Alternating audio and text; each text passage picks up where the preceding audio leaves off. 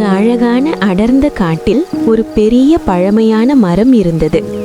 அந்த மரத்தின் உயரமான பொந்தில் ஒரு ஆந்தை குடும்பம் அமைதியாக வாழ்ந்து வந்தது. அந்த குடும்பத்தில் ஒரு அன்பான தாய் ஆந்தையும் அவளுடைய 2 சிறிய ஆந்தை குஞ்சுகளும் இருந்தனர். தாய் ஆந்தை மிகவும் பொறுப்பானவள். அவள் தினமும் தனது குஞ்சுகளை அன்பாக பேணி வளர்த்தாள். அவைகளுக்கு உணவு தேடிக்கொண்டு வந்து கொடுத்தாள். குளிர் இரவுகளில் தனது பெரிய இறக்கைகளால் அவற்றை அணைத்து கொண்டு பாதுகாத்தாள். காலம் சென்றபோது அந்த குஞ்சுகள் மெதுவாக வளரத் தொடங்கின. அவைகளுக்கு உலகத்தை பற்றி அறிய ஆர்வம் அதிகமாக இருந்தது. தினமும் தங்களுடைய அம்மாவிடம் பல கேள்விகளை கேட்க ஆரம்பித்தன. ஒரு நாள் மாலை நேரத்தில் சூரியன் மறையத் தொடங்கிய போது குஞ்சுகள் தங்கள் அம்மாவிடம் கேட்டன, அம்மா, இந்த காட்டில் உள்ள எல்லா பறவைகளும் பகலில் சுறுசுறுப்பாக பறந்து விளையாடுகின்றன. காகம், மயில், குருவி எல்லாம் பகலில் உணவு தேடி சுற்றி கொண்டே இருக்கின்றன.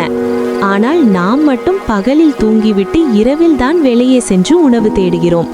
நாம் வெளியே செல்லும் நேரத்தில் எல்லாரும் தூங்கிக் கொண்டிருப்பார்கள்.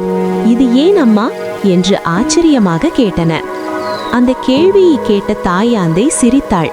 பின்னர் மெதுவாக கூறினாள், குஞ்சுகளே, நமக்கு பகலில் கண்கள் சரியாக தெரியாது.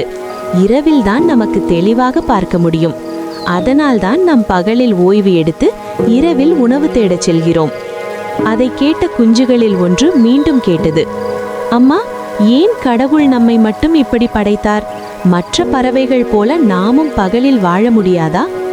அப்போது தாய் ஆந்தையின் முகத்தில் சிறிது சீரிய சிந்தனை தெரிந்தது. இல்லை குஞ்சுகளே, கடவுள் எல்லா உயிர்களையும் ஒரே மாதிரிதான் படைத்தார்.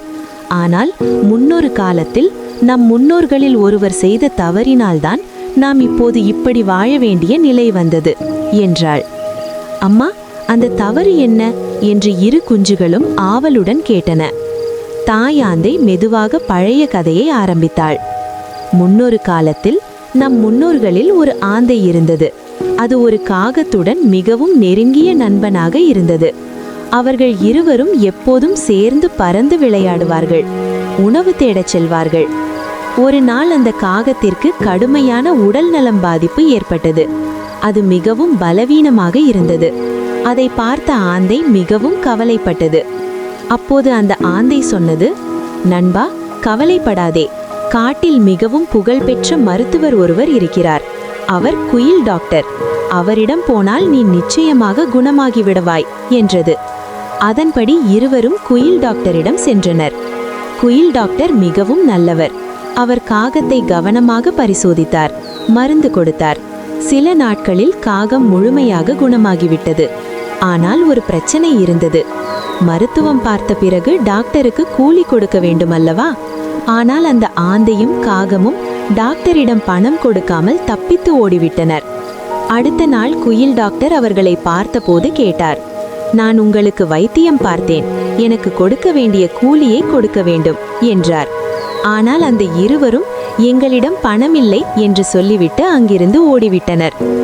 அதன் பிறகு குயில் டாக்டர் அவர்களை எப்போது பார்த்தாலும் பணம் கேட்டார். அந்த தொல்லையை தவிர்க்க நம் முன்னோர் ஆந்தை ஒரு யோசனை செய்தது. நான் இனிமேல் பகலில் வெளியே வரவே மாட்டேன். மரத்தின் பொந்தில் ஒளிந்து தூங்கி விடுவேன். இரவில் மட்டும் வெளியே வந்து உணவு தேடுவேன் என்று முடிவு செய்தது. அப்படி தினமும் பகலில் ஒளிந்து தூங்கிக் கொண்டே இருந்ததால் குயில் டாக்டரால் அந்த ஆந்தையை கண்டுபிடிக்க முடியவில்லை. இதனால் குயில் டாக்டர் மிகவும் கோபமடைந்தார். அவர் காகத்தை பிடித்து கடுமையாக திட்டினார். நீ அந்த ஆந்தையுடன் சேர்ந்து என்னை ஏமாற்றி விட்டாய். என் உழைப்புக்கு மதிப்பு தரவில்லை. இனிமேல் உன் இனத்தாரே எங்கள் இனத்தின் முட்டைகளை பாதுகாக்க வேண்டும் என்று சாபம் கொடுத்தார். அந்த நாளிலிருந்து குயில் பறவைகள் தங்களுடைய முட்டைகளை காகத்தின் கூடுகளில் வைத்துவிட்டு சென்று விடுகின்றன. காகம் அது குயிலின் முட்டை என்று தெரியாமல் அதை வளர்த்து விடுகிறது. அதேபோல் நம் முன்னோர் ஆந்தை பகலில் ஒளிந்து தூங்கிக் கொண்டே இருந்ததால் காலம் சென்றபோது நம் இனத்தவருக்கு பகலில் கண் சரியாக தெரியாத நிலை உருவானது. அதனால்தான் இப்போது நாம் எல்லாம் இரவில்தான் வெளியே சென்று வாழ்கிறோம். இந்த கதையை கேட்ட ஆந்தை குஞ்சுகள் ஆழமாக சிந்தித்தன.